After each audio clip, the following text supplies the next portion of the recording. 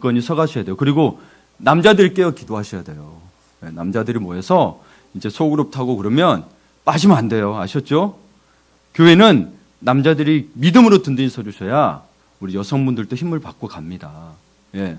여성분들의 제가 나누고 그러는 게 아니라 이 사회 구조가 좀 그렇다 보니 남성분들이 좀 더 앞장서 주셔야 됩니다. 할렐루야.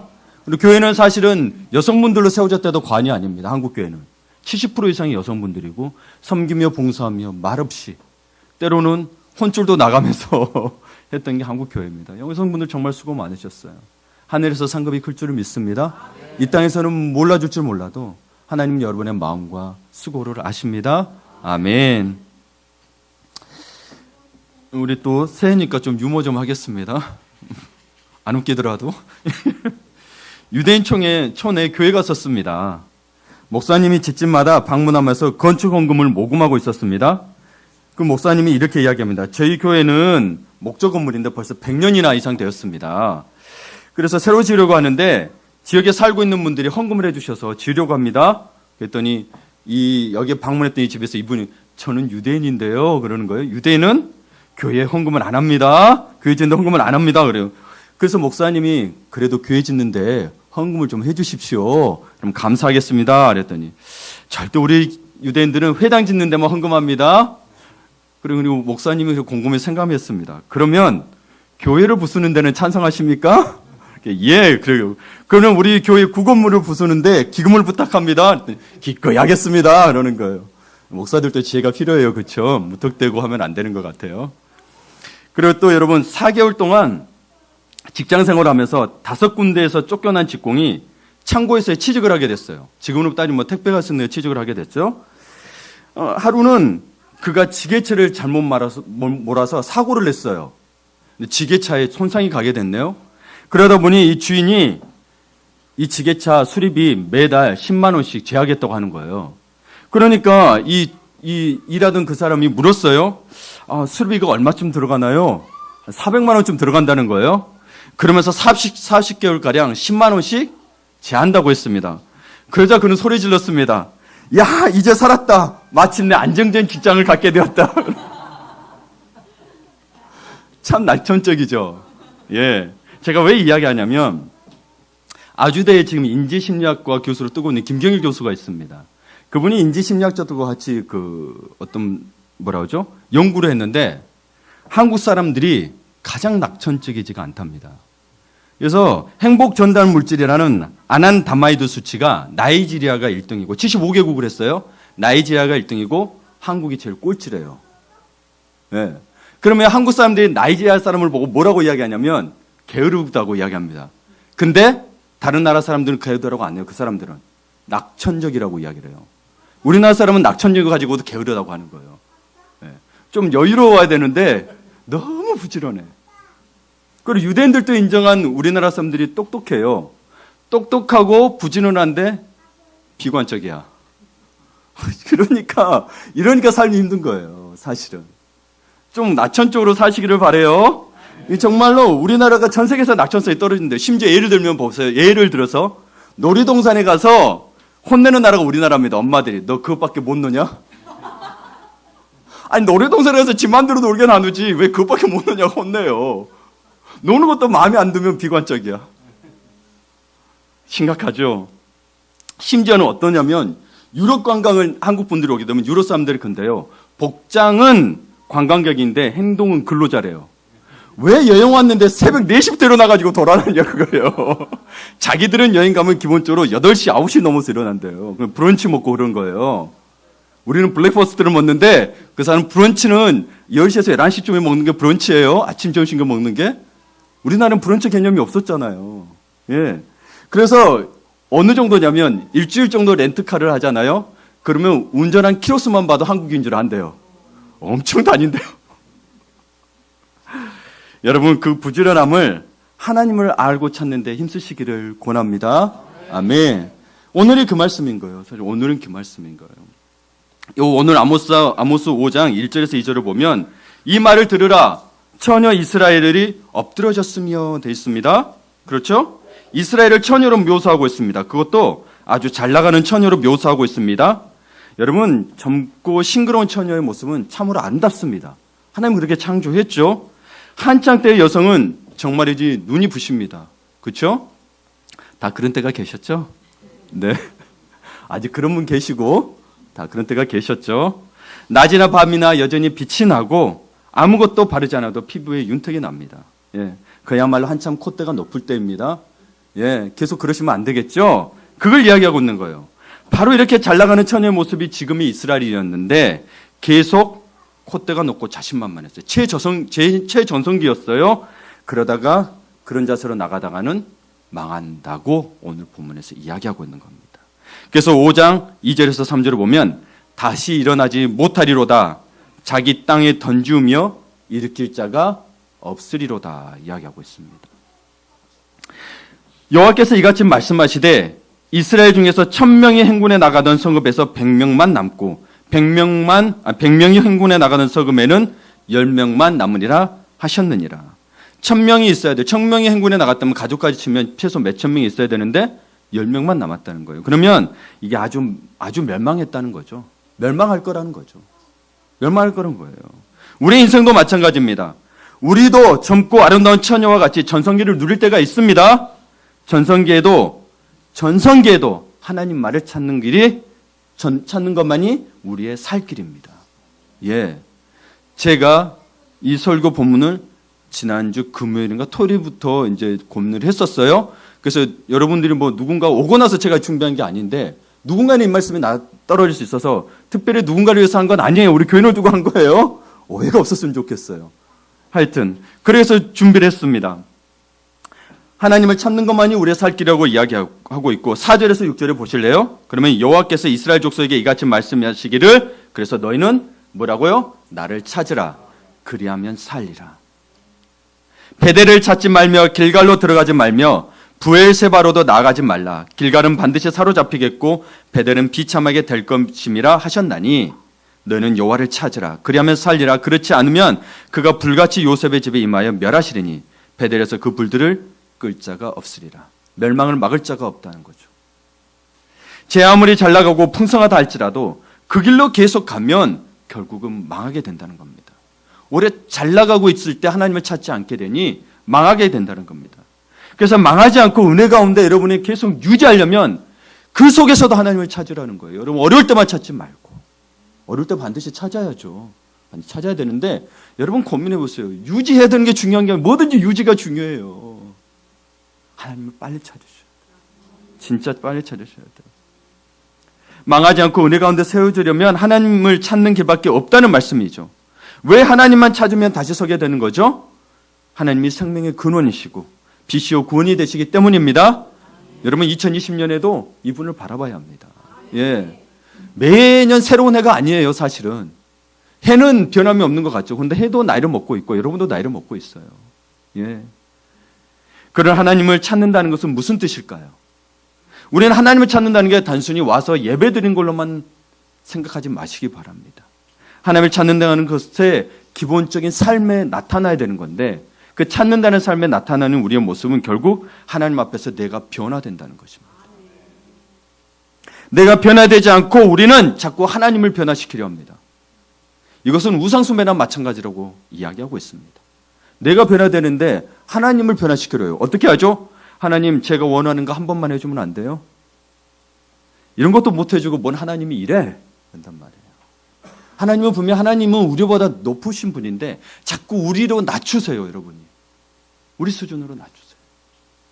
그게 우상숭배라고 이야기하고 있어요. 신학적으로. 왜? 그게 진짜 하나님이 아니잖아요.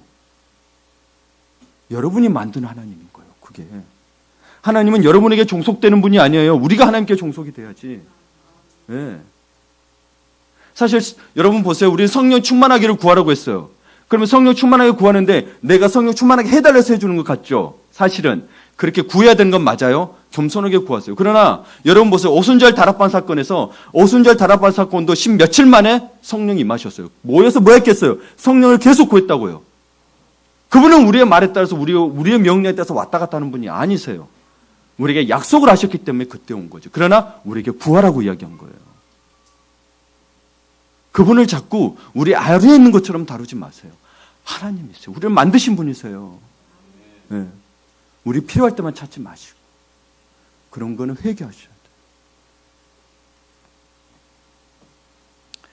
참된 하나님의 말씀이 선포되고 진정한 말씀이 우리 속에 역사하게 되면 우리 자신이 변하게 되겠어요. 내가 왜 안 변할까 했을 때는 여러분 곰곰이 생각해 보세요. 정말 내가 하나님 말씀에 따라 순종하고 있는지, 이 말씀은 되고 이 말씀은 안 되는 거 구분하고 있는지. 일부러 안 보는 것도 있죠. 모른 척하는 것도 있죠. 안 그래요? 이거 내가 못할 것들이니까 못 본 척해요. 저도 그런 적이 있어요. 근데 66권은 모두 다 하셔야 돼요. 예. 그래서 여러분 진정한 믿음은 나의 변화를 추구하는 거예요. 내가 믿음을 가지고 있다면 내 삶의 변화는 반드시 나타나야 돼요. 왜? 하나님은 우리를 변화시키신다고 해주셨거든요. 그리고 복음의 능력이 우리를 바꿨다고 돼 있는데 우리는 말로는 복음을 이야기하는데 변화되지 않았다. 그러면 여러분 정말 다시 한번 하나님 앞에 믿음을 바로 세워야 될 줄은 믿습니다. 예. 그리고 믿음이란 마음속으로 믿고 끝낼 수 있는 것만이 아니기 때문에 믿음은 행함이라고 그래요. 우리 어떤 권사님 오늘 일찍 오셨어요. 권사님은 멀리서 오셨어. 그런데 저 목사님 근데 믿음은 행동하는 거잖아요. 그러더라고요. 맞아요. 믿음 맞아요. 동사예요. 동사 움직일 동인 거예요. 믿음이 나타나야죠. 마음만 가지고 있으면 그건 추상적인 것밖에 안 돼요. 믿음이 실체가 되려면 행동으로 나타나야 되는 거죠. 예. 여러분 참 이 믿음을 이야기할 때 제가 자주 쓰는 시가 하나가 있습니다. 홀로서기라는 시인데 이 홀로서기가 7년으로 되어 있거든요. 근데 이 홀로서기라는 그 말이 여러분 그냥 홀로 선다는 그 말로 생각하면 안 되고 이 서정윤이 시인이 홀로서기 옆에 자기 홀로서기의 뜻을 달아놨어요. 그게 뭐냐면 둘이 만나서 사는 게 아니라 홀로 선 둘이가 만나는 거라고 하죠. 그래서 1년부터 7년을 읽어보면 성숙해서 만나는 걸 홀로서기라고 이야기합니다. 그래서 여러분 성숙하셔야 홀로 설 수 있는 거예요.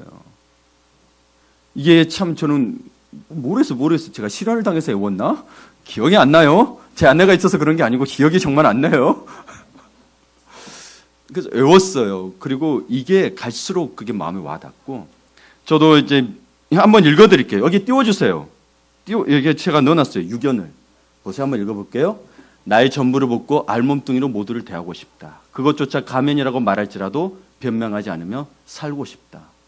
여러분 그러지 않으세요? 말로서 행동을 만들지 않고 행동으로 말할 수 있을 때까지 나는 혼자가 되리라. 그 끝없는 고독과의 투쟁을 혼자 힘으로 견뎌야 한다. 불의에 발톱에 피가 맺혀도 아무도 도와주지 않는다. 숱한 불면의 밤을 새우며 홀로서기를 익혀야 한다. 말로서 행동을 만들지 않고 행동으로 말할 수 있을 때까지 나는 혼자가 되리라. 사실 이 부분을 제가 또 특별히 좋아하는 이유 중에 하나는 저도 여러분 여기에 혼자 계시는 분도 계시고 또 홀로 고독과 외로움을 견디시는 분 계시죠. 저도 사실 여러분만큼은 아니지만 한국에 있을 때도 2000년에 여기 서울에 올라와가지고 계속 어떤 식으로 지냈냐면 기도하지도 못하고 방황했을 때 선배의 원룸부터 시작해서 옥탑방, PC방 다시 하나님 앞에 나갔다가 다시 막 교회 지하방에서 자고 성전 이런 데 옛날 그 짙은 갈석이에서 자고 그랬었어요. 저도 교회에 왔다 갔다 하는데 2시간씩 걸렸어요. 구로에서 저기 상계동까지 다녔거든요. 친구가 전도사로 있어가지고.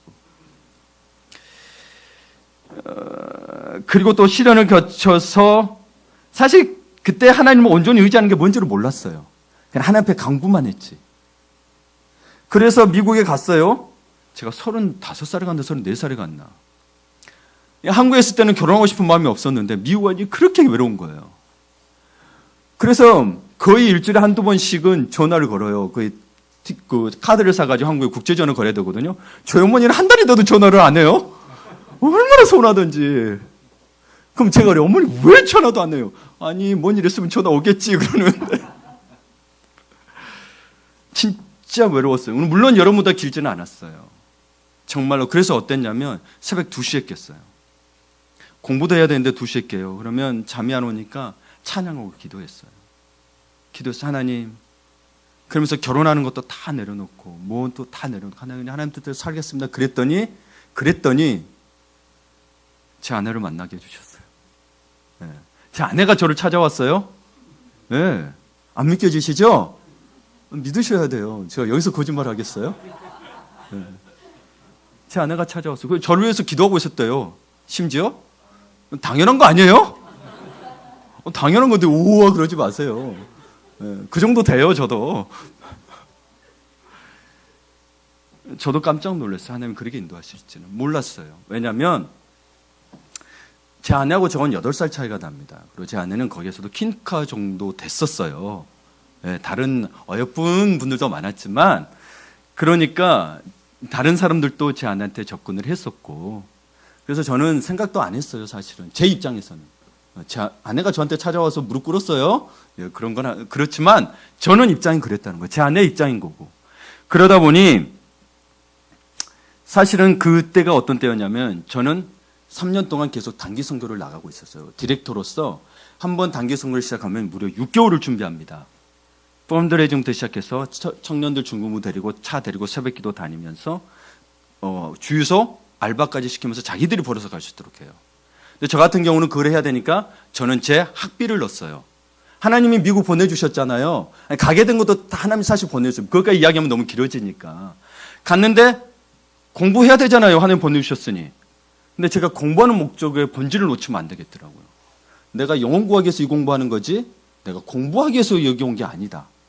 그러면 하나님이 안 주시면 안 하겠다는 마음으로 전 다맞기에 MD부 하고 있다가 MD부 아직도 3년을 더 해야 되는데 제가 그만두겠다는 마음으로 하나님 뵀어요. 그 상태에 있고 선교를 갔다 왔더니 제 아내가 저한테 고백을 한 거죠. 그러고 나서 그 다음에도 저는 없었어요.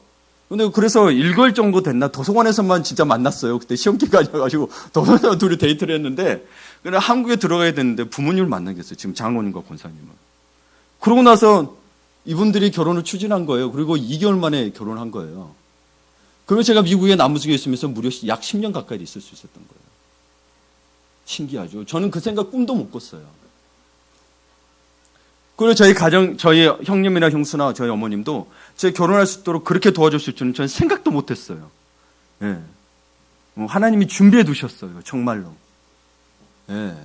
그 정도까지는 제가 생각을 못 했다는 거예요. 하나님께 마음을 드렸고 하나님께 온전히 헌신하고 했다니 하나님 그때부터 다 이끌어 주셨다는 거죠. 여러분, 물론 저도 젊었을 때 더 빨랐으면 좋겠죠. 그래도 여러분 늦지가 않아요. 언제라도 하나님 앞에 마음을 결정하는 순간 그게 여러분의 전성기가 되는 거예요. 네. 여러분의 전성기. 여러분이 세상의 전성기로만 보지 않았으면 좋겠어요. 여러분이 하나님을 알고 하나님을 깊이 아는 순간이 또 영적인 전성기고 제2의 인생 아니겠습니까? 예, 그때가 여러분의 헌신의 때인데 그때가 전성기라고 이야기하는 거예요. 그래서 제목을 그렇게 붙이는 거예요. 여러분도 외롭다 하지 마시고 힘들다 하지 마시고 그러면 새벽 2시부터 깨서 기도하세요. 정말로 진짜 순수하게 기도했어요. 옆에 다른 목사님 저거 이제 다시 홈스테이를 하게 되니까 같이 썼는데 진짜 일어나서 정말 찬양하고 기도밖에 안 했어요. 그리고 아침 제가 준비해서 먹고 아침 준비하니까 또 나가서 운동하고 오고 아침 시간을 그렇게 보냈어요. 무지막지했어요. 네. 세상에 하루가 그렇게 길 줄은 몰랐어요. 여러분 정말 2시간씩 기도해 보세요. 네. 저는 그게 제가 할 수 있는 최선이었어요. 하나님이 열어주셨어요. 그것도 1년 만에. 그 과정에 뭐 힘들고 어려운 일 없었겠어요? 그걸 다 이야기하면요, 여러분 저 한 2-3시간 해야 돼요. 정말 하나님은 살아계시고 여러분의 인생을 인도하세요. 내가 아무것도 없는 상태고 나는 앞길도 못 보고 있는 상태예요. 어떤 계획도 없었어요. 근데 하나님이 인도하시더라니까요. 진짜로. 여러분 인생이 깜깜하십니까? 그러면 내 발에 등이라는 주님을 보세요. 말씀을 보세요. 그 말씀대로 해보세요. 진짜 그때 그러면서 시편도 소리내서 읽고 말씀도 그렇게 열심히 봤어요. 그리고 있는 그대로 하려고 내가 알고 깨닫는 거 내가 힘들어도 하려고 그대로 했어요. 그랬더니 제 아내 만나기 전까지 그랬더니 뭐가 바뀌었냐면요. 제 표정이 바뀌었나 봐요. 주변에서 목사님들이 서로 소식시켜 주는 거예요. 심지어는 영주권자, 시민권자까지. 진짜 그전에는요 안 해줬어요. 하나님의 사람의 마음을 움직이시더라고요. 그때가 되니. 근데 그거를 못 참는 거예요, 여러분. 힘들고 어려우니까 자꾸 여러분들이 해결하려고 하는 거예요. 그걸 하나님을 원망해요. 아니요, 저는 감사했어요. 아무것도 염려하지 말고 너희 구할 것을 뭐예요? 감사함으로 하나님께 감사 말해요. 감사하지. 이것도 주시면 감사하다.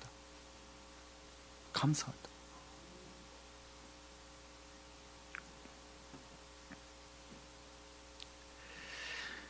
여러분, 우리 하나님은 전능하시고 온 우주의 질서를 만드신 분입니다.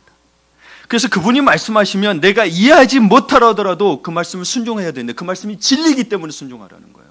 여러분, 진리를 다 이해했을 정도면 여러분 진짜 천재죠. 안 그래요? 하나님 말씀이니 그냥 여러분 하나님을 누군가 알았다면, 여러분 구세주로 고백하고 그냥 맹목적으로 알았다면, 그러면 다른 것도 또 다 하나님을 인정했다면 다른 것도 다 믿고 따라보시라는 거예요. 그렇다고 내가 죄를 안 짓는 건 아니에요. 그 가운데도 한번 계속 믿고 따라서 해보라는 거예요. 여러분 인생이 바뀌어요.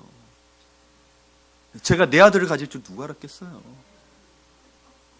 근데 내 아들을 주신 것도 또 이유가 다 있어요. 정말로 살아가면서 알겠더라고요. 그래서 여러분 그것을 인정하고 받아들인 것이 성경적인 참 지혜라는 거예요. 세상 사람들은 자기의 경험에서 봤다는 걸 지혜라고 하지만 성경은 뭐라고 됐어요? 여호와를 경외하는 것이 지혜의 근본이라고 했는데 우린 자꾸 하나님 말씀을 안 보고 여호와를 경외를 안 하고, 여호와 경외하는 게 뭐예요? 예배거든요. 예배를 소리 여기고 지혜를 얻겠다고 하니 여러분 인생 아무리 열심히 살아봐도 거기밖에 안 되는 거예요. 내가 여러분을 비관하려고 하는 게 아니고 그러니 여호와를 경외하라고 이야기하고 있는 거예요. 역설적으로.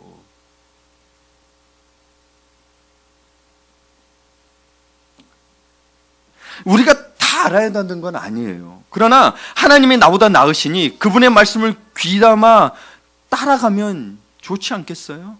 예. 심지어 우리 전자제품을 사러 가도 거의 전문가 말을 듣고 이게 좋다 그러고 비교 이거 살게요 그러잖아요. 근데 하나님 말씀을 왜 전문가 말도 못하냐는 거예요. 마음이 안타까워요. 고린도서 1장 25절 한번 띄워주세요. 그래서 보시면 같이 읽어볼 거예요. 시작.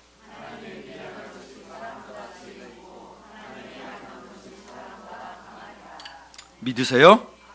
예, 그렇다면 그분을 믿고 순종하는 것이 지혜입니다. 예, 지혜입니다. 이제 좀 빠르게 나갈게요. 그러니 여러분, 그분을 믿고 순종하기를 원한다면 2020년에는 최상의 것으로 하나님께 드리시길 바랍니다. 우리는 하나님을 찾고 구해야 합니다. 하나님을 찾지 못하도록 가로막는 장애물들이 있다면 이를 하나씩 제거가야 돼요. 이 습관적으로 하는 것들이 있어요. 제거해 가야 돼요. 한번 그러면 여러분 볼까요? 우리가 어떨 때 하나님을 찾지 않을까요? 우리가 형통할 때, 잘 나갈 때 하나님을 찾지 않아요. 그다지 열심히지가 않다는 거예요. 처녀 이스라엘이라는 오늘의 본문의 이 말은 잘 나가는 사람, 자만한 사람을 상징합니다. 예레미야 9장 23절을 띄워주십시오. 여호와께서 이와 같이 말씀하시되 지혜로운 자는 그의 지혜를 자랑하지 말라. 용사는 그의 용맹을 자랑하지 말라. 부자는 그의 부함을 자랑하지 말라. 자랑하는 자는 이것으로 자랑할지니 곧 명철하여, 이걸 명심하세요. 명철하여, 언더스탠드예요. 나를 안 것과 나는 나 여호와는 사랑과 정의와 공의를 땅에 행하는 자인 줄 깨닫는 것이라. 나는 이 일을 기뻐하노라. 여호와의 말씀이니라. 여러분께서 하나님을 아는 것을 하나님이 기뻐하신다는 거예요. 여러분은 부하게 돼서 바치는 걸 기뻐하시는 게 아니고, 그거 기뻐하시면 하나님 알아서, 그게 없어서 뭐 그러시겠어요. 그래서 하나님 아시면 그냥 알아서 하나님이 원하신 것 같다면 들으시고 그러시면 돼요. 뭐 그게 매이지 마시고 먼저 뭐예요? 뭐 바치는 거 먼저 말고 하나님 먼저 알아라는 거예요.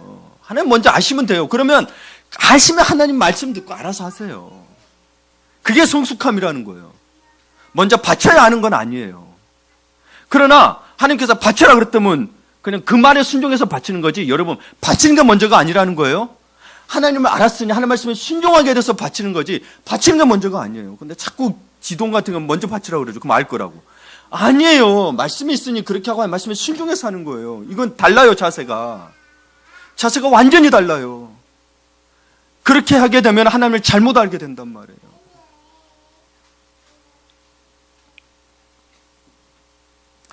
여러분, 그래서 하나님을 찾지 못하다는 이 장애물들은 지혜든 용맹이든 부한 것이든 다 십자가에 버리십시오. 그분이 대신 져주셨으니까. 예. 주님 못 박히신 그 십자가에 모두 함께 못 박아야 합니다. 못 박아야 합니다. 그때 그분의 십자가 보혈의 은혜가 나를 덮는 거예요. 그 보혈이 덮는다는 이 느낌을 어떻게 표현할까요? 경험해 보신 적 있으시죠, 다들?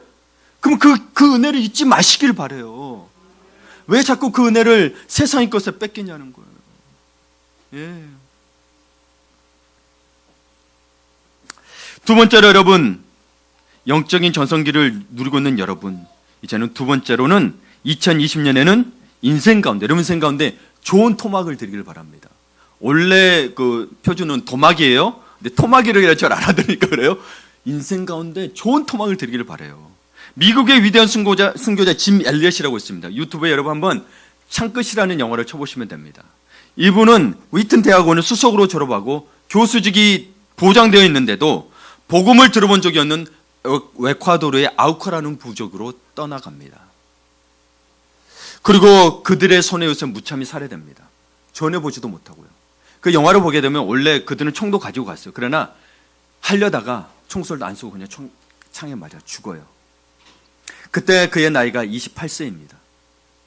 그가 죽기 전에 썼던 일기장에는 이렇게 적혀 있습니다.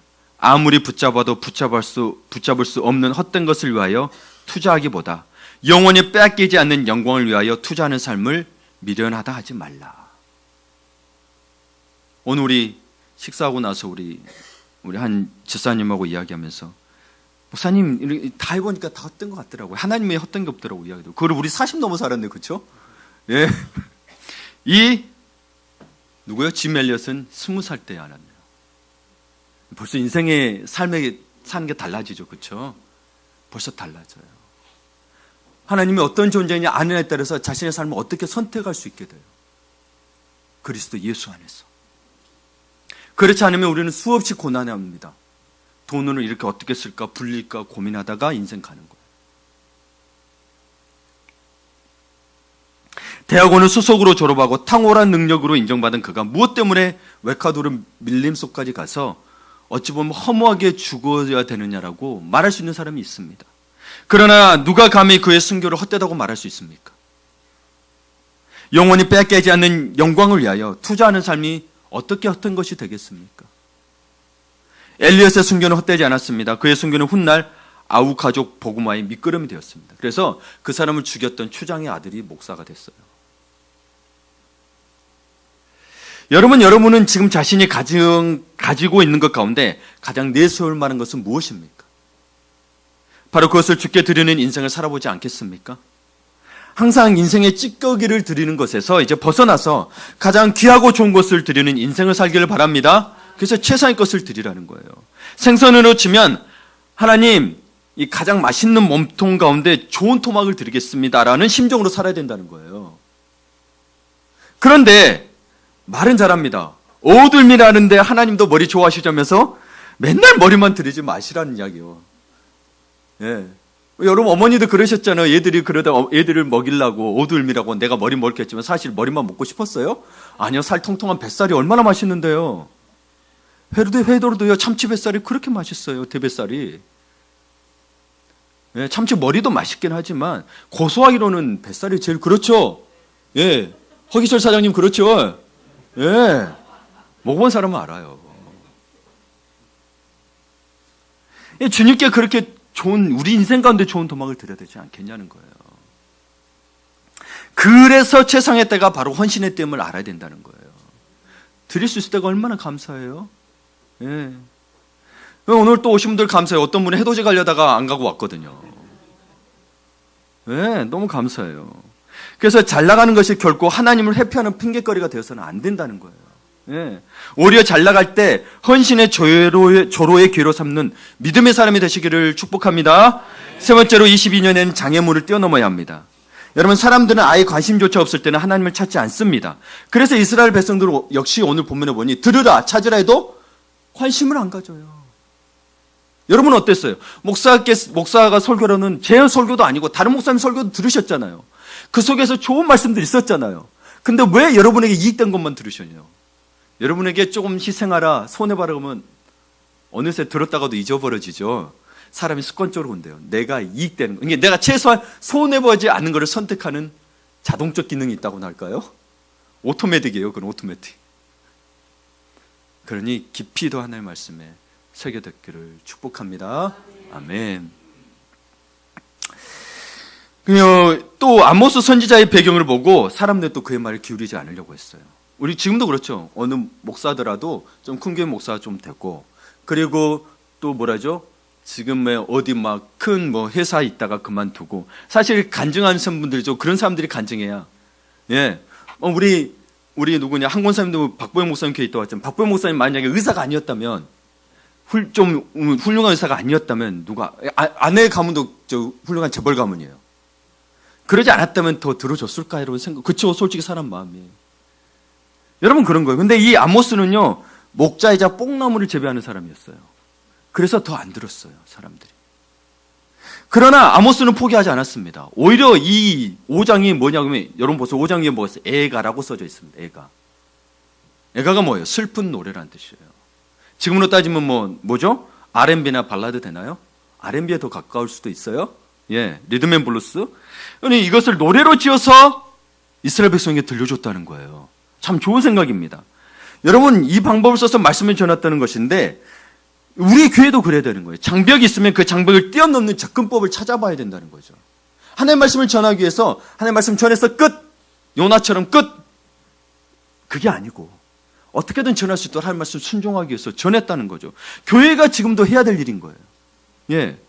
바울은 율법적인 장벽을 없애버렸어요. 율법주의적인 장벽을 없앴어요. 율법을 없앤 게 아니고 율법주의적 장벽을 없애는 게 그 뭐예요?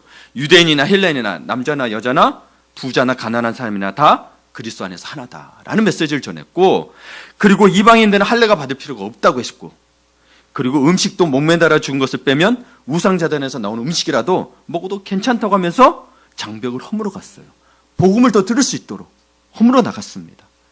그래서 여러분, 바울은 복음을 증거하는데 방해가 되는 여러 장애 요소들을 분명히 뛰어넘었습니다. 영혼에 초점을 맞췄다는 거죠. 지금의 교회도 그래야 돼요. 너무 보수인 것도 좋지는 않아요. 그럼 영혼이 구원을 못 받는다니까요. 교회는 영혼 구원을 해야 되는데 보수 그래 우리는 말씀을 지켜야 돼 이러면 영혼 구원은 빠져버린단 말이에요.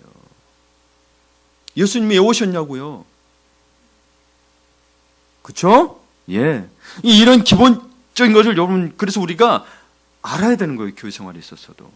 여러분, 그러니까 우리가 커피 전도도 하고 붕어빵 정도도 하고 뭐하러 해야겠어요. 교회 와가지고 붕어빵 만들고 뭐하러 해요. 우리 삶 살기도 바쁜데, 그렇죠? 그러나 영혼 살리려고 하는 거예요. 영혼 살려고 하는 거예요. 식사 전도, 레슨 전도, 수지침 전도, 미연 중공도 등등 여러 가지 하는 거죠. 아모스도 마찬가지로 하나님의 말씀에 귀 기울일 수 있도록 노래로 만들어서 했기 때문인 거예요. 그래서 본받아야 되는 거예요. 여러분, 제가 이걸 보다가 우리 청년부도 접근을 해야 되는데, 우리 청년부에는 여러분 나이가 20대도 있고요, 또 싱글도 계시고 돌싱도 있습니다.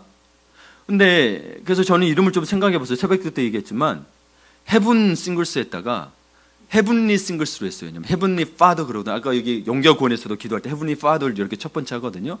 하늘에 계신 우리 아버지. 하늘에 있는 우리 싱글스라는 거죠. 이미 선포된 거죠. 왜 그랬냐면 오늘 큐티가 뭐였어요? 아침에 시편 110편이었죠. 뭐예요 제목이? 새벽 이슬 같은 주의 청년들이 나오는 도라는 거거든요. 그럼 새벽 이슬 같은 주의 청년이 이미 주님과 함께 있는 거예요. 여러분, 그래서 우리 청년들에서 기도해 주셔야 돼요. 싱글스를 시작하는 것도 저도 이렇게 접근법을 넘었어야 되지만 우리 싱글스들도 어떤 세상에 가지고 있는 혹은 본인들의 기준을 좀 넘어서는 게 필요합니다. 양자가 모두 넘어서는 게 필요합니다. 예. 그래서 여러분, 오늘 3절의 새벽 기도의 말씀의 110편의 3절을 보면 주의 권능의 날에 주의 백성이 거룩한 옷을 입고 즐거이 헌신하니 새벽 이슬 같은 주의 청년들이 주께 나오는 듯다 그랬거든요. 여기에 보면 여러분 자발적이죠. 즐거이 헌신하는 것고 주께 나올 때는 자발적인 거예요. 이런 청년들이 준비되기를 바라면서 청년부를 해야겠다는 거예요. 제가 그렇게 우리 교회가 해야 될 일이라는 그런 거죠. 무슨 말인지 아시겠죠? 네 알아서 나와. 청년들 의뢰 은총이 알아서 성숙해서 나와. 그게 아니고 우리 교회가 같이 해야 된다는 거예요. 청년들이 말씀 안에 바로 설 수 있도록 같이 해야 된다는 거예요. 아픔 있는 청년들을 같이 감싸주고 기도하면서 같이 나가야 된다는 거예요. 그래서 이 말씀에 보면 거룩한 옷을 입은 주의 백성과 새벽 이슬과 두 청년들이 사실은 같은 거거든요. 주님의 입장에서 볼 때. 그럼 거룩한 옷을 입은 게 뭐냐? 여러분 성경에 보면은 거룩한다는 것은 어떻게 거룩해진다고 되어 있죠? 기도와 말씀이라 하죠. 기도와 말씀. 예, 맞아요. 기도 말씀. 근데 이게 전쟁의 날이에요. 영적 준비를 해서 거룩해져야 하는데 기도와 말씀으로 영적 준비를 하라는 거죠. 하나님의 전신갑주를 입을 수 있도록 하라는 거죠. 그러면 이 거룩함에 연결되는 것이 바울이 이야기하는 로마서 12장 1절로 또 연결이 됩니다. 이 거룩함의 뜻은 히브리어는 코데시고 이제 헬라어로 하기오스라고 하는데 이게 여러분 구별됨이라는 뜻인 거예요. 거룩함이 깨끗함이 아니에요. 원래 의미는 구별됨이에요. 세상과 구별된 걸 거룩하다고 이야기해요. 그러면 이것을 보니 거룩한 산제물로 자신을 드리라고 돼 있어요. 우리는 이 시대의 제사장으로 청년들을 주님께서 부르셨습니다. 그렇다면 이들에게는 깨끗한 삶, 부정한 삶과 구별돼야 되는데 여러분 어떻게 구별될 것이냐? 너희를 권하노니 특검으로 또 형제들아 돼 있네? 물론 믿음의 형제들을 이야기합니다. 내가 하나님의 모든 자비하심을 권하노니 너희 몸을 하나님이 기뻐하시는 거룩한 산 제물로 드리라 했어요. 여러분의 삶을 드리라는 거예요. 교회에 예배만 드리러 오는 게 아니고 삶에서도 드리라는 거예요. 삶에서도. 이는 너희가 드릴 영적 예배니라고 했습니다. 예. 그럼 이 영적 예배가 뭐냐? 거룩한 산 제물을 어떻게 드릴 것이냐에 보면 로마서 12장 여러분 한번 성경 다 찾아보실래요? 2절을 좀 보셔야 되거든요. 제가 일부러 1절만 넣어놨는데 로마서 12장.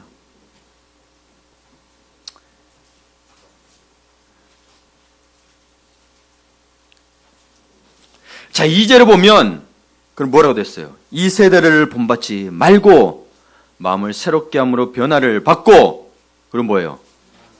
쓰고 기뻐하시고 온전한 뜻이 무엇인지 분별하라. 예. 이게 여러분 이게 거룩한 산 제물이라는 거예요. 여러분 정말 이 세대를 본받지 않고 있습니까? 세상 즐거움 따라가는 거 멈추셔야 합니다. 예. 세상 즐거움을 하지 말라는 게 아니고 하려는 게 아니고 주님 것보다 더 사랑해서 문제라는 거예요. 그럼 어느새 세상의 것을 본받게 되겠죠? 그렇죠? 그러니 하나님을 멀리하게 되는 거예요. 하나님 믿는 습관이 없어지게 되는 거예요. 그 다음에 마음의 새롭게 함으로 변화를 받고 되는 이 변화를 받고 이런 변화를 된다 보니까 여러분 체인지로 생각하는데 체인지는 외부의 변형을 체인지라고 그러고 여기는 영어로 트랜스폼드라고 되어 있습니다. 여러분 본질이 바뀌게 되는 걸 이야기해요. 여러분의 본질을 바꾸셔야 되는 거예요. 겉에만 말고 눈에 보이는 것 말고 여기까지는 여러분 좋습니다. 그 다음에 여러분 하나님의 선하시고 기뻐하시고 온전한 뜻이 무엇인지 분별하라고 했는데 여러분 보세요. 하나님의 뜻은 선하고 하나님의 뜻은 기뻐하심이 있고 하나님의 뜻은 온전하다는 의미입니다. 하나님의 뜻이 그렇다는 거예요. 하나님의 뜻에 순종하는데 이걸 분별하라고 됐네요. 여러분 분별하다는 게 무슨 말이냐면 이제 여기 어떤 영어 성경은 프루브로 돼 있고 증명하라고까지 돼 있어요. 프루브는 증명하는 거예요. 근데 분별함의 이 헬라어는 보면 도키마제인인데 여기는 연금술사 아시죠? 옛날에 중세시대 금과 은을 녹여서 다른 거를 찾아내는 연금술사. 그래서 화학이 발달이 됐는데 여기는 그 의미가 들려있어요. 불순물이나 찌꺼기를 아주 걸러내는 것을 분별한다고 합니다. 그러면 이게 우리 삶에서 뭐냐? 그러면 하나님 뜻을 분별하라는 것은 우리 안에 하나님의 뜻과 아닌 것을 구별해내라는 거예요. 아닌 것을 제거하라는 거예요. 하나님 뜻이 아닌 것을. 우리의 삶 속에 조금이라도 선하지 않은 모든 계획과 수단과 방법들을 제거하라는 거예요. 우리 아버지, 우리의 안위를 위해 나태하고 게으르고 싶은 마음도 제거하라는 의미인 거예요. 이거는 이재철 목사님이 이렇게 여기 부분을 그렇게 해석하셨어요. 그래야 삶이 영적 예배가 되고 거룩한 산제물이 된다고 돼 있어요. 여러분 어떻게 하시겠습니까? 분별하시겠으면 안 하겠습니까? 그래서 저도 제 아내와 뭔 대화를 할 때 예를 들어서 뭔가 사건이 있어요. 저희도 이사를 놓고 해서 기도를 하고 있어요. 그러면 제가 이야기, 여러분 우리는 그러죠. 하나님 앞에 구하죠. 이사해야 됩니까? 말아야 됩니까? 아니요. 이사를 하든 안 하든 여러분 상관없어요. 여러분 뭘 하든 하나님 우리와 함께 하신다면 이사를 하든 안 하든 그게 중요한 게 아니에요. 이사를 통해서 하나님의 뜻이 무엇인가를 발견해야 되는 건데 이게 이제 까다로운 거예요. 그걸 분별하셔야 되는 거예요. 그래서 제가 뭐 때문에 들었어요. 근데 제 아내가 어떤 4가지 이유를 들었어요. 아, 그거는 타당하다. 성경적 가치관이 그런 거예요, 여러분. 이사를 하든 안 하든 근데 그 속에서 그 이유가 타당한 것 같죠. 근데 그게 아니었어요. 하나님께서 우리 이사모를 하나님의 음성을 듣는 훈련법을 더 시키고 계셨다는 것을 발견하게 됐죠. 여러분, 이사를 놓고 보면 우리 이사에 대한 말 안 되지만 그 속에서 하나님 우리를 항상 하나님의 영광에 초점을 맞춰본다면, 하나님 우리를 영적으로 성숙하기를 원한다면 그걸 찾으셔야 된다는 거예요. 이 사고하는 거는 우리의 삶에 있는 부분인데 하나님한테는 그냥 해도 되고 안 해도 되는 거예요. 무슨 말인지 아시겠죠? 집을 팔아도 되고 안 팔아도 되는 거예요, 여러분. 그건 알아서 하세요, 자문주사에서. 그러나 그 속에서 하나님이 내게 뭘 원하시느냐는 거죠. 그걸 못 보면 여러분 계속해서 그러면 동로 가야 됩니까? 서로 됩니까? 이거예요. 병원에 가야 됩니까? 말아야 됩니까? 치료를 받아야 됩니까? 말아야 됩니까? 그러면 맨날 구분이 안 돼요. 치료를 해도 하나님 뜻 같고 안 해도 하나님 뜻 같고 맨날 헷갈리는 거예요. 왜요? 둘 다 하나님이 해도 괜찮으니까. 우리 인생을 속박하는 분이 아니세요. 근데 그 속에서 여러분이 믿음이 성숙할 수 있는 걸 선택한다면 믿음이 성숙이 되겠죠. 그런데 우리는 뭐예요? 병 낫기만을 바라는 거죠. 그러면 하나님의 뜻을 발견을 못하는 거예요. 그게 여러분 분별이 안 된다고 하는 거예요. 불순물을 못 걸러내면 결국에 자기에게 이익되는 걸 선택을 해요. 하나님의 영광을 위해서가 아니고. 이게 이해되세요? 고민 많이 하셔야 돼요. 그래서 여러분 고민하도록 하나님 형상, 우리는 원래 하나님 형상인지라 사실은 그렇게 돼 있는데 왜 그 정도로 안 해도 됐었어요. 참 이게 가슴 아픈 일인데, 지난주 여러분 설교할 때 여러분 아담이 죄를 지었잖아요. 근데 아담이 죄를 지어가지고 먼저 하나님을 알게 됐는데 어때요? 여호와께서 동산을 거지는 걸 알고 여호와가 나타나는 걸 알아요, 아담이. 근데 지금 어때요? 여호와가 내 옆에 있어도 알아요, 몰라요? 몰라요, 죄 때문에. 그래서도 고민 많이 하는 거예요. 죄성이 문제예요. 그전엔 그게 없을 때는요, 그냥 하나님께서 내 옆에 있는 걸 그냥 느꼈어요. 그냥 알았어요. 그게 얼마나 아름다운지 몰라요. 동산에 거는 걸 보고 그냥 아담이 그냥 알고 숨었다니까요. 여러분 그러고 싶지 않으세요?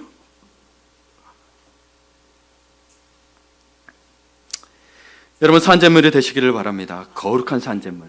그 다음에 여러분 12장 4절에서 13절은 여러분 한번 보시고, 이제 이게 공동체 가운데서 사는 삶인 거예요. 그걸 한번 눈으로 보시기 바랍니다. 마지막으로 2020년에는 우리의 삶이 곧 예배가 되어야 합니다. 거룩한 산재물이 되는 게 영적 예배라는 거예요.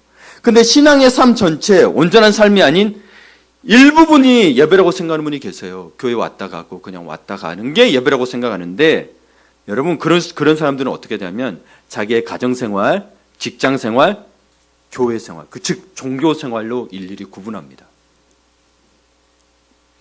그리고 삶 전체가 아닌 종교생활만을 따라 떼어 하나님께 드립니다. 그래서 교회 와요. 11조도 하고 뭐도 다 하지만 삶에서는 11조의 정신을 가진 삶이 없는 거예요. 삶에서는 예배자의 삶이 없는 거예요. 여러분 구분 짓지 마세요. 여러분 이건 신앙이 아닙니다. 여러분 한번 보세요. 내 삶을 시스템이라고 보면, 여러분 사실 우리의 삶은 자기만의 시스템이에요. 다 연결되어 있고 인간은 한계가 있기 때문에. 그러면 그 신앙이 그 시스템의 핵심이고, 어찌 보면 그 신앙의 시스템의 전체가 돼야 돼요. 원동력이 돼야 되니까. 이게 없으면 시스템이 안 움직이게 돼야 되는 거예요. 그렇기 때문에 여러분 우리의 삶은요, 하나가 변화되면 다 변화되는 거예요. 복음을 받아 그래서 예수를 믿었더니 다 변화되는 거예요. 옛것 다 버리게 되는 거예요. 이게 여러분 이게 시스템적인 사고고 네트워크적인 사고라고 이야기를 해요. 현대적으로는. 네트워크가 그런 개념이거든요. 하나가 변하면 다 변하는 거거든요. 서로 같은 부분이 공통 부분이 있기 때문에. 그런데 여러분 이걸 각각 구별지었고 삶을 살게 되면 신앙생활은 생기도 없고 결국은 화석화돼요. 그냥 왔다 갔다 왔다 갔다. 삶의 변화도 없고 진짜로 삶에 문제가 생겼을 때 신앙이 힘이 안 돼요. 결국은 옆에서 누군가 도와주는 돈이 힘이 돼요. 여러분 신앙이 곧 삶이란 것을 온전히 깨달아야 됩니다. 그래서 12절에 나오는 거예요. 하나님이 기뻐하시는 거룩한 산제사로 삶 전체를 드리려는 겁니다. 예. 여러분 특별히 그래서 이 사고를 가지게 되면 이 교회 공동체에서는 반드시 필요합니다. 이 네트워크적인 사고. 내가 변하면 다 변하는 게 다른 사람부터가 아니고 나부터 변해요. 그래서 전도서 4장 12절에 그럴 수 있는 거예요. 한 사람이면 패하겠거니와 두 사람이면 맞설 수 있나니 세 겹줄이면 끊어지지 않는다고 했어요. 어마어마하죠. 그래서 여러분 교회 공동체 안에 그래 들어오셔야 돼요. 혼자서는 반드시 패한다고 돼 있어요. 여러분 승리한 게 아니에요. 나 혼자서 다 아는 것 같죠? 승리한 게 아니에요. 여러분 식대로 생각하면 승리했겠죠. 내가 교회 다니는 사람보다 더 신앙생활 잘해. 근데 말씀에는 그게 아니라고 돼 있잖아요. 그럼 말씀이 아니면 아닌 거예요. 경험으로 여러분 해석하지 마시라고, 말씀을. 여러분 졸릴 시간이죠? 저도 사실은 이 시간에는 외우지도 못해요. 정신 멍해요. 저도 뭐하고 있는지 모르겠지만 그래도 해봅시다. 네. 저는요 9시 10시 되면 자요. 네, 9시 10시 되면 자요. 네. 대단하죠, 그렇죠? 2시, 그래서 2시, 3시에 돼서 깨는 거예요. 네. 그럼 저한테는 진짜 잠자고 있을 시간인 거예요. 그렇죠? 그래서 저는 새벽 기도보다 송구영신 예배가 제일 힘들어요. 그래서 여러분 작년에 제가 1월에 송구영신 예배 들어가서 어디 있었는 줄 아세요? 병원에 있었어요. 피덩이가 이렇게 나와가지고. 네. 막혀버렸어요. 그래가지고 병원에 있었잖아요. 기억나세요? 네. 그러니 여러분 힘내세요. 저도 그러고 있어요. 네. 근데 지금은 건강하게 이렇게 있습니다. 여러분 우리가 하나님을 만나기 어려운 이유가 무엇인가요? 바로 우리의 삶을 드리지 않았기 때문입니다. 여러분 문제만 맡기지 말고 자신의 삶, 과거, 현재, 미래를 다 맡기세요. 그게 맡기는 거예요. 그게 하나님의 주권을 인정하는 거예요. 하나님의 능력을 제한하지 마시고. 예. 그래서 너의 길을 여호와께 맡기라. 저를 의지하면 저가 이루시고 라고 말씀하시죠. 시편 37편 5편에 그리고 여러분 너는 아무것도 염려하지 말고 다만 모든 일에 기도와 간구로 너희 구할 것을 감사함으로 하나님께 아뢰라. 그러면 뭐가 되냐? 이러고만 끝나는 게 아니고 그리하면 모든 지각에 뛰어난 하나님의 평강이 그리스도 예수 안에서 너희 마음과 생각을 지키시리라. 내 마음에 아직도 혼란스럽고 어렵다. 그러면 여러분 기도와 간구를 했는데 감사는 하나님께 안 하랬을 수도 있어요. 감사가 안 돼. 감사가 될 때까지 보세요. 그래서 여러분 야고보서 1장 2절에서 4절에서도 보면 너희 시험에 온 것을 온전히 기쁘게 여기라고 되어 있죠. 그냥 억지로 견디는 게 아니고 시험을 기쁘게 여기는 순간 그게 인내로 온전히 이루게 되고 부족함을 채워주신다고 그러잖아요. 이게 다 연결이 돼요. 근데 우리는 자꾸 견디려고만 해. 기쁘게 여기는 수준까지 가야 이게 우리가 말하는 신앙의 수준인 거예요. 세상을 넘어 쓰셔야 돼요. 하나님께서는 우리에게 정말 주시기를 원하는데 많은 걸 주시기를 하는데 우리가 사실 어찌 보면 그릇이 안 되니 안타까우신 거죠. 여러분 그래서 하나님께 와서 자문을 구하는 정도가 아니라 모두 맡겨버리라고 말합니다. 그래서 하나님께 맡긴다는 것은 하나님 말씀에 순종한다는 의미고 여러분 그래서 하늘빛 교회의 가치가 나온 거예요. 예, 이 본문은 아니었지만 이 원리와 같아요. 하늘빛 교회의 가치는. 결국 하나님 말씀에 순종하기 위해서 나온 거고 여러분들 생각해 보세요. 세상에 살면서 좋고 사는 것이면 무조건 괜찮아 그러면 안 돼요. 하나님이 선하신 거예요. 그래서 하나님부터 비롯된 것을 따라가야 선한 거예요. 예. 그래서 여러분 하나님의 말씀을 따라 사는 삶이 바로 전성기입니다. 2020년이 또 여러분의 인생의 전성기가 되시길 바라요. 예. 여러분 마지막으로 우리 하늘빛 교회 가치를 한번 읽어봅시다. 가능하면 암기하시면 더 좋아요. 자, 이게 한 칸에 다 안 들어가나요? 조금. 네. 한번 보이시죠? 자, 같이 읽어봅시다. 시작. 우리는 세상으로부터 부름받은 하나님의 백성입니다. 또한 세상으로 보냄받은 그리스도의 제자입니다. 보냄받은 소명자로서 하나님을 기쁘게 찬양하는 성령 충만한 예배자가 되겠습니다. 진리를 배우고 수호하고는 은혜에 빚진 훈련자가 되겠습니다. 땅끝까지 복음을 전파하는 전도자가 되겠습니다. 이웃의 아픔을 함께하는 치유자가 되겠습니다. 사회적으로 책임을 다하는 소명자가 되겠습니다. 그리하여 주의 나라가 이 땅에 임하며 하나님을 영원롭게 하는 하늘빛 공동체가 되겠습니다. 아멘. 할렐루야. 서로 하이파이브 한 번씩 하세요. 우리가 하늘빛 공동체입니다.